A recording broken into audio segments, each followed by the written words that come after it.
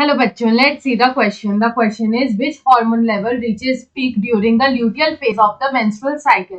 तो यहाँ पे हमसे क्वेश्चन में पूछ रहा है कि luteal phase of menstrual cycle में कौन सा हार्मोन अपने पिक लेवल पे होता है.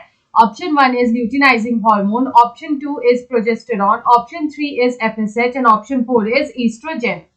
तो यहाँ पे सबसे पहले हम लोग इस क्वेश्चन का की कंसेप्ट लिख लेते हैं. तो यहाँ पे अगर की कंसेप्ट की बात करें तो यहाँ पे बात आएगी अबाउट द मेंस्ट्रुअल साइकिल. तो हमें ये मेंस्ट्रुअल साइकिल किसमें देखने को मिलता है? तो ये जो मेंस्ट्रुअल साइकिल होता है it is seen in female primate. तो यहाँ पे हम लोग बोल सकते हैं it is seen in female primates या प्राइमेट फीमेल्स में हमें ये देखने को मिलता है. अब मेंस्ट्रुअल साइकिल के डिफरेंट डिफरेंट फेजेस होते हैं. जो फर्स्ट फेज होता है वो आता है मेंस्ट्रुएशन. तो यहाँ पे अगर हम लोग बात करें जो मेंस्ट्रुएशन होता है उसी को हम लोग बोलते हैं bleeding phase. It is also known as the bleeding phase. अब हम लोग इसको ब्लीडिंग फेज क्यों बोलते हैं? क्योंकि यहाँ पे जो है ब्लड के फॉर्म में जो है हमारे बॉडी से जो फ्लूइड्स है वो यहाँ पे डिस्चार्ज होते हैं या फिर जो ब्लड वेसल्स होते हैं वो यहाँ पे डिस्चार्ज होते हैं. तो यहाँ पे इसको हम लोग बोलते हैं ब्लीडिंग फेज. तो यहाँ पे जो मेंसेस होते हैं वो यहाँ पे डिस्चार्ज होते हैं. तो बेसिकली होता क्या है कि यूट्रस का जो एंडोमेट्रियम लाइनिंग होता है उसका यहाँ पे ब्रेकडाउन होता है.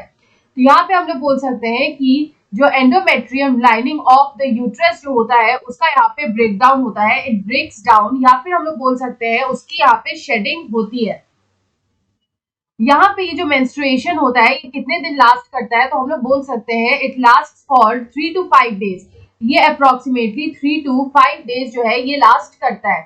उसके बाद जो यहाँ पे हमारा सेकेंड फेज आता है वो आता है फॉलिकुलर फेज. अब यहाँ पे फॉलिकुलर फेज में होता क्या है कि यहाँ पे एक हार्मोन रिलीज होता है जिसको हम लोग बोलते हैं एफएसएच. तो यहाँ पे ये जो एफएसएच है इसको हम लोग बोलते हैं फॉलिकल स्टिमुलेटिंग हार्मोन. अब ये फॉलिकल स्टिमुलेटिंग हार्मोन जो है वो करता क्या है? तो वो रिलीज जब होता है फ्रॉम द एंटीरियर पिट्यूटरी तो वो यहाँ पे फॉलिकल्स को स्टिमुलेट करता है. एज द नेम सजेस्ट वो यहाँ पे फॉलिकल्स को स्टिमुलेट करता है. तो यहाँ पे ये जब फॉलिकल्स को स्टिमुलेट करता है तो यहाँ पे फॉलिकल्स का डेवलपमेंट होता है. तो यहाँ पे हम लोग बोल सकते हैं कि it initiates the development of follicle.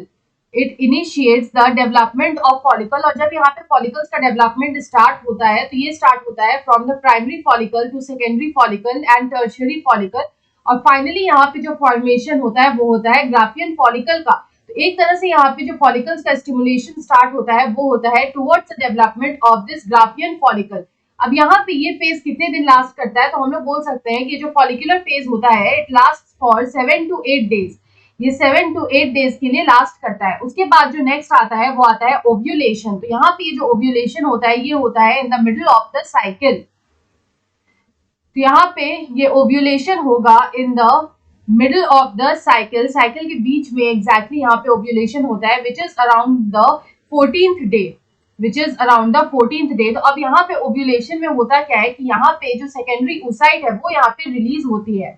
तो यहाँ पे ये सेकेंडरी oocyte किस तरह से रिलीज होती है कि यहाँ पे जो ग्राफियन फॉलिकल है वो यहाँ पे रप्चर हो जाता है. तो हम लोग बोल सकते हैं कि यहाँ पे secondary oocyte is released by the rupture of the Graafian follicle.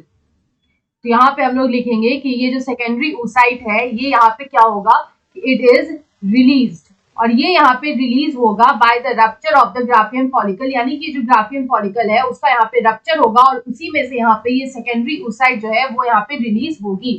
तो यहाँ पे जो डेवलपिंग फॉलिकल्स होते हैं वो यहाँ पे जो है एक हार्मोन को रिलीज करते हैं जिसको हम लोग बोलते हैं ईस्ट्रोजन. तो हम लोग यहाँ पे लिख सकते हैं that developing follicles they secrete oestrogen. Oestrogen जो होता है वो क्या काम करता है कि जो सेकेंडरी सेक्सुअल कैरेक्टर्स ग्लैंड्स होते हैं या फिर जो सेक्सुअल कैरेक्टर्स होते हैं फीमेल को उसको यहाँ पे ये डेवलप करता है.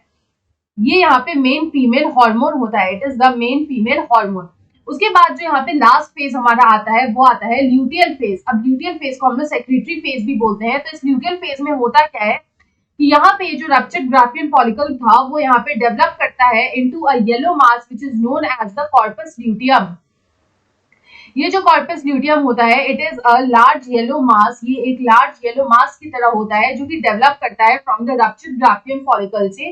और यहाँ पे जो ल्यूटियल फेज होता है it last for 13 to 14 days. ये 13 to 14 डेज के लिए होता है. और यहाँ पे जो कॉर्पस ल्यूटियम होता है ये एक हार्मोन को सेक्रीट करता है और यहाँ पे ये लार्ज अमाउंट में सेक्रीट करता है प्रोजेस्टेरॉन को. तो हम लोग बोल सकते हैं it secretes large amount of progesterone. तो यहाँ पे ये लार्ज अमाउंट में प्रोजेस्टेरॉन हार्मोन को सेक्रेट करता है जो एंडोमेट्रियम लाइनिंग को मेंटेन करके रखता है।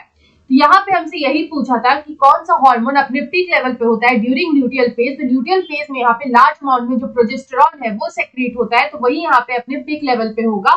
सो ऑप्शन 2 में हमें दे रखा है progesterone, so option 2 is the right answer. I hope you understood it well. Best of luck.